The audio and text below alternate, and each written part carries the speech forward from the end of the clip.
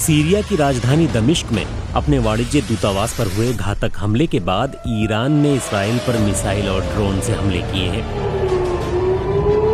Israel ने अब तक ये नहीं कहा है कि उसी ने दमिश्क में ईरानी कॉन्सुलेट पर हमला किया था, पर माना जा रहा है कि ये उसी ने किया है। ये पहली बार है जब ईरान ने इसराइल पर सीधा हमला किया है। ईरान के सुप्रीम लीडर रहे आयतुल्लाह अली खामेनेई कहते रहे हैं कि इसराइल कैंसर का ट्यूमर है और उसे जड़ से उखाड़ फेंका जाएगा और बर्बाद कर दिया जाएगा। इसराइल भी कहता है कि ईरान उसके अस्तित्व के लिए खतरा है। दमिश्क में ईरान के ठिकाने पर हमला उस पैटर्न का हिस्सा लगता है जिसके तहत कई ईरानी ठिकानों को निशाना बनाया गया था। हाल के महीनों में ईरान के रिपब्लिकन गार्ड्स के कई बड़े कमांडर सीरिया में मारे गए हैं। रिपब्लिकन गार्ड्स सीरिया के रास्ते ही हिजबुल्लाह के लिए हथियार और सैन्य साजो सामान भेजते हैं। इनमें मिसाइलें और रॉकेट तक शामिल हैं। इसराइल इन हथियारों की आपूर्ति को रोकने की कोशिश में है। साथ ही वो सीरिया में ईरान की सैन्य ताकत को मजबूत होता भी नहीं देखना चाहता। सीरिया ईरान का सबसे बड़ा सहयोगी है। रूस की मदद से ईरान ने सीरिया में बशर अल असद की सरकार की मदद की है। एक दशक से चल रहे गृह युद्ध के बावजूद बशर अल असद सीरिया के राष्ट्रपति बने हुए हैं। लेबनान के सबसे ताकतवर हथियारबंद गुट हिजबुल्लाह पर ईरान का हाथ है।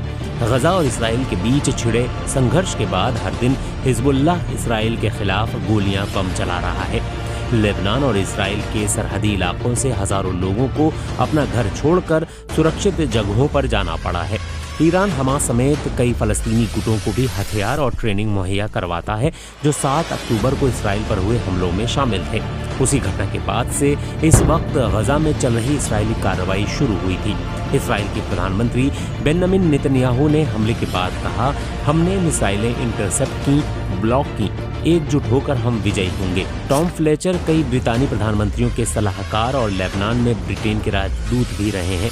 वो कहते हैं कि ईरानी हमले उसकी दूर तक मार करने की काबिलियत का नमूना है। फ्लेचर कहते हैं, घरेलू मोर्चे पर दोनों देश दबाव में हैं। अंतर्राष्ट्रीय स्तर पर आलोचना का सामना कर रहे हैं। दोनों देश आग से खेल रहे हैं। लेकिन वो कहते हैं कि ईरान का हमला काफी नपातुला लगता है। वो कहते हैं कि ईरान ने धमकी के बाद हमले किए, जिस वजह से उन्हें रोकना आसान रहा।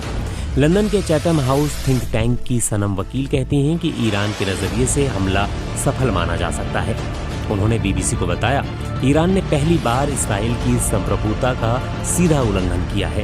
ये हमले निश्चित तौर पर नपे-तुले थे, जिनका मकसद सिर्फ सैन्य ठिकानों को निशाना बनाना था ताकि किसी को भी कोई खास नुकसान ना हो। ऐसा माना जाता है कि इसराइल के पास परमाणु हथियार है, लेकिन आधिकारिक तौर पर इसराइल इसे स्वीकार नहीं करता है। ईरान के पास परमाणु हथियार नहीं है और वो इस बात से भी इनकार करता है कि वो इनका निर्माण कर रहा है। पिछले साल ग्लोबल न्यूक्लियर नियामक संस्था को ईरान की एक अंडरग्राउंड साइट में 83.7% शुद्धता वाले यूरेनियम पार्टिकल मिले थे। ऐसे पार्टिकल परमाणु हथियार बनाने के काम आते हैं। साल 2015 में हुई न्यूक्लियर डील का उल्लंघन करते हुए ईरान खुलेआम 2 सालों से यूरेनियम को 60% शुद्धता तक साफ करता रहा है। साल 2018 में ये समझौता डोनाल्ड ट्रंप के हाथ खींचने के बाद रद्द हो गया था। साथ ही इसराइल हमेशा ही ईरान के साथ किसी भी समझौते का विरोधी रहा है।